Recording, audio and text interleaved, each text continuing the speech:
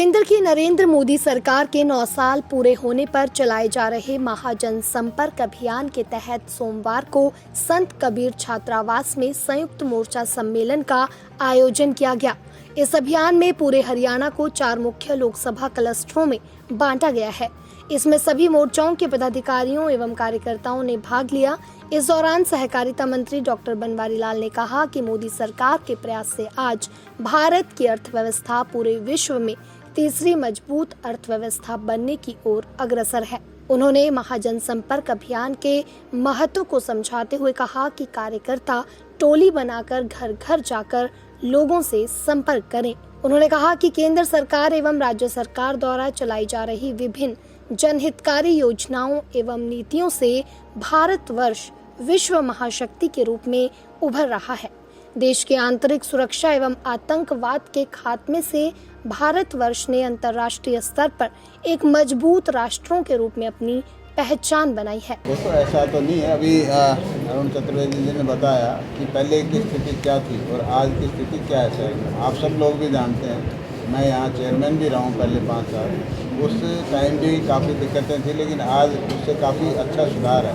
और हमारे मेयर साहब भी बैठे हैं। मेयर साहब भी इस बात से सेटिस्फाइड हैं कि भाई पहले की बनिस्बत अब अच्छे काम हो रहे हैं। और हमने जो भी ये प्रोजेक्ट भेजते हैं उसको हम तुरंत उसका वो देते हैं, अप्रूवल देते हैं, ताकि शहर में सीवरेज की या वाटर सप्लाई की कोई समस्या ना हो।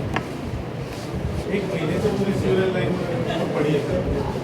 सीवरेज लाइन का नहीं, ऐसा कुछ नहीं है। ऐसा है, मतलब थोड़ा समय लग जाता है, क्योंकि मशीनरी वगैरह इनके पास है, पर्याप्त है, लेकिन कभी कभी समय लग जाता है। बाकी पूरा डिपार्टमेंट अच्छा काम कर रहा है। अभी आपके मेयर साहब भी कह रहे हैं कि हो गया करवाई। पैसे तो हमने वाटर वर्क्स के लिए, सीवरेज के लिए, हिसार के लिए प्रायोरिटी पे रखा हुआ, क्योंकि हिसार बहुत डेवलपिंग सिटी है और इसका पूरा ध्यान रखा है।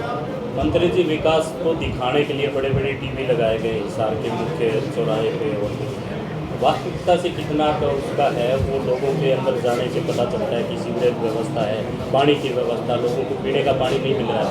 नहीं, ऐसा देखो, आप कह रहे हो ये, और पानी की जो पहले समस्या थी उसके बाद वाटर वर्क्स काफ़ी बने हैं, और सीवरेज का भी जो पुरानी सीवरेज लाइन है उनको बदलने का काम भी हम कर रहे हैं। अभी उसका भी बजट हमने पास किया है, तो जल्दी उसका भी समाधान हम करेंगे। सर, सफाई कर्मचारी कुछ दिन पहले धरना चले, सफाई कर्मचारी, उनको आश्वासन मिला भी 25 तारीख से पहले आपकी मांगें पूरी कर दी जाए, लेकिन आज फिर वो धरने पे हैं। देखो, माननीय मुख्यमंत्री जी ने कहा है तो उसमें कुछ समय भी लगता है। ये नहीं कि अभी कह दिया अभी पूरी हो जाए, उसको डिपार्टमेंट के थ्रू उसके अप्रूवल वगैरह जो भी चलता है, हाँ वो है ना, वो समय लगता है। 1 घंटे में पैसे डलने तो समय लगता है।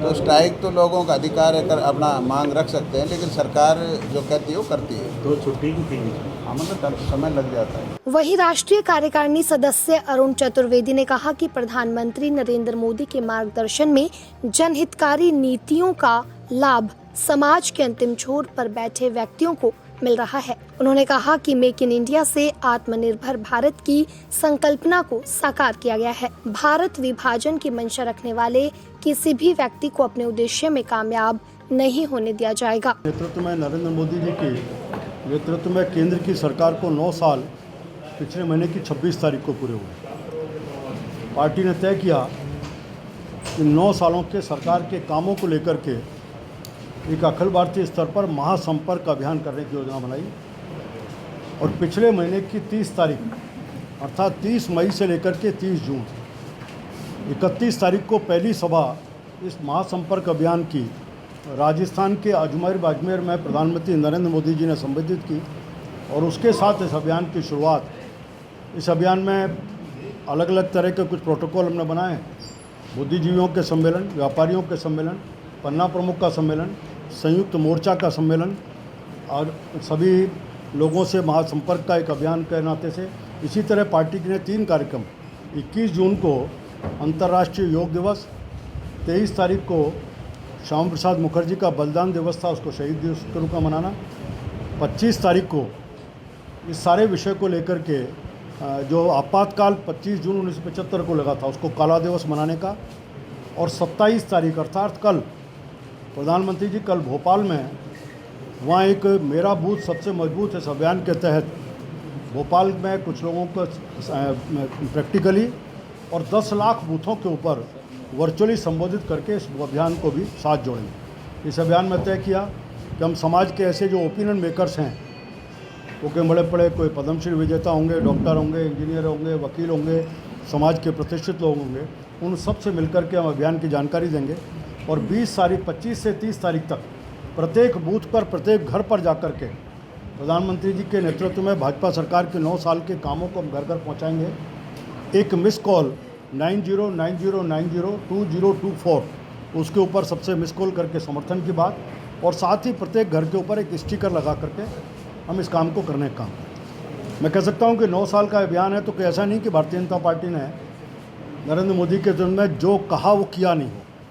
हम कह सकते हैं कि पहला काम जो इस देश में नरेंद्र मोदी जी के प्रधानमंत्री बनने के बाद हुआ है, वो देश में एक विश्वास खड़ा हुआ कि सरकार जो कहती है वो सरकार डिलीवर भी करती है, इस बात का विश्वास हुआ। दूसरा, इस देश की राजनीतिक व्यवस्था को बदलने का काम इसी दौर में हुआ है। पहले कहीं कांग्रेस के नेतृत्व में सरकारें थीं तो कहीं जाति के आधार पर, संप्रदाय के आधार पर, भाषा के आधार पर, इन सब आधार पर समाज को बांट करके उसमें से वोट निकालने का प्रयास करते थे।